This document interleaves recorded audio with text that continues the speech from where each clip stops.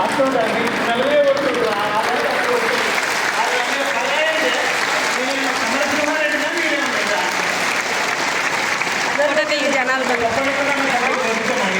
జనాలతో ఫోటో తీ.